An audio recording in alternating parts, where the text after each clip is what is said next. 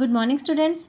In the previous class, we discussed that how metals and non-metals react with oxygen, and we discussed about corrosion of metals. Now today, we are going to discuss that how metals and non-metals react with water, acids and bases. So, let's start with reaction with water. Commonly, metals react with water and form metal hydroxide and hydrogen gas, or metal reacts with water and form metal oxide and hydrogen gas. But according to reactivity series, the highly reactive metals react with cold water like sodium and potassium with the evolution of a large amount of heat. The metals below them less reactive than potassium and sodium, that means magnesium, which reacts with hot water, and aluminium, zinc, iron react with steam. But the metals below hydrogen do not react with water under any condition. Now, non-metals. Non-metals generally do not react with water. Rather, some non-metals which react with air vigorously are stored in water. For example, phosphorus is a very reactive non-metal. It catches fire if exposed to air.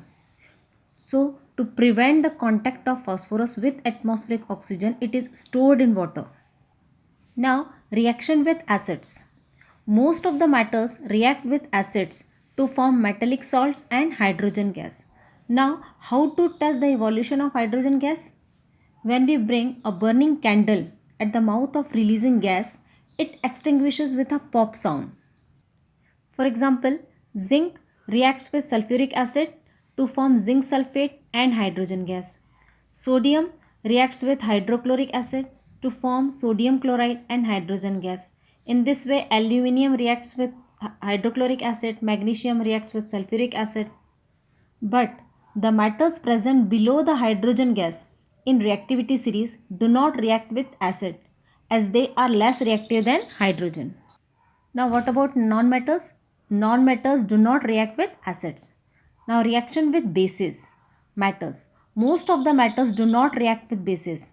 Only a few metals such as zinc, aluminium and lead can react with strong bases like sodium hydroxide to form a compound of that metal and hydrogen gas. For example, zinc metal reacts with sodium hydroxide to form sodium zincate and hydrogen gas.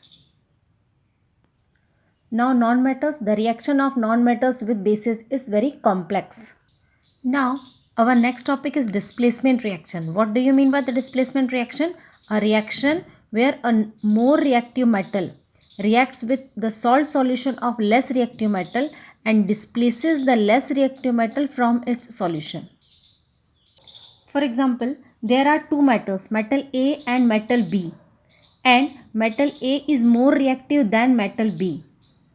Then metal A reacts with the salt solution of metal B and displaces the metal B from its salt solution and form salt solution of metal A and metal B. We can understand this reaction using reactivity series.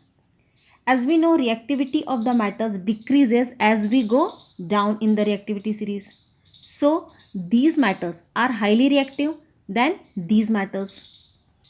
So, according to this series, aluminium is more reactive than iron. So, aluminium can displace iron from its salt solution, but iron cannot displace aluminium from its salt solution. In the same way, iron is more reactive than copper. So, iron can displace copper from its salt solution, but copper cannot displace iron from its salt solution. Now, to prove that iron is more reactive than copper, we will do one activity. For that, we need an iron nail, copper sulfate solution and a test tube. Dissolve about a teaspoon of copper sulfate in water in a test tube. Now, drop a clean iron nail tied with the thread to immerse into the test tube. Now, leave the test tube for 1 week while reaction takes place. Now, after 1 week, we will observe a brown coating on the iron nail dipped in the copper sulfate solution. The color of the copper sulfate in which the iron nail was dipped changes to light green. This is the color of iron sulfate. Now, The chemical reaction takes place in this activity is iron plus copper sulfate. In this reaction, copper reacts with copper sulfate solution and it displaces copper from copper sulfate solution and form ferrous sulfate and copper. This activity shows that iron is more reactive than copper as iron has displaced copper from copper sulfate solution. This is a single displacement reaction in which copper has been displaced by iron from copper sulfate solution. So, in this way, commonly we can say that a metal can displace another metal placed below it in the activity series, but cannot displace a metal placed above it in the activity series. Now, the last topic of this chapter, uses of metals and non-metals. Metals and non-metals have great utility in our day-to-day life. So first we will discuss about metals. Iron. It is very tough, strong and cheap metal. So it is used for making tools, heavy machines, automobile parts, railway tracks, etc. And also in the construction of bridges, houses, stainless steel, also an alloy of iron is used for making utensils. Now second is copper. Copper is used for making electrical wires. It is used for making utensils. Now aluminium. Aluminium is lighter and cheaper than copper. Therefore it is used for making wires for long distance electrical transmission. It is also used for making aluminium sheets, rods, door and window frames, household utensils, packaging food items, medicines, etc. And it is used in making the fabricating parts of the aeroplane and spacecraft.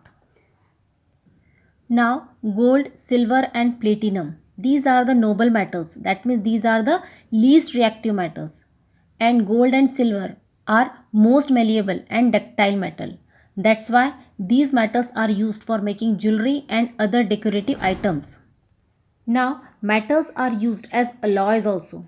Alloys are homogeneous solid mixtures of two or more metals or one or more metals and non-metals, usually carbon. Alloying is done to make the parent metal stronger. Some common examples of alloys are steel, brass, bronze, stainless steel, etc. Now, uses of non-metals. First is oxygen. The oxygen present in the atmosphere is required by all living organisms for respiration. It is also used in manufacture of sulfuric acid and nitric acids. It is stored in the cylinders which are used by mountaineers and deep sea divers as breathing equipment. Next one, nitrogen. Plants use nitrogen to manufacture proteins.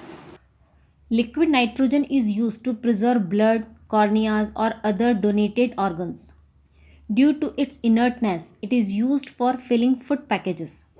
It is used in the manufacture of ammonia, chemical fertilizers and urea. Chlorine. Chlorine is a non-metal which is widely used in water treatment plants to disinfect water. Next one, diamond. Diamond, a form of carbon, is one of the most expensive substance on the earth. It is widely used as a gem or for making jewelry. Due to their hardness, they are also used for cutting rocks or glasses. Next, graphite. It is a very good conductor of electricity and hence it is used an electrode. It is also used in the manufacturing of pencils. Next one, iodine. Iodine dissolved in alcohol is also called tincture of iodine, which is commonly used as an antiseptic in clinics and hospitals. Next one, sulfur. Sulfur is used in the manufacture of sulfuric acid, dyes, matches, fireworks and gunpowders. It is also used in the vulcanization of natural rubber, which makes the rubber hard enough to be used in tires of vehicles. Now this chapter is over. Thank you. Have a nice day.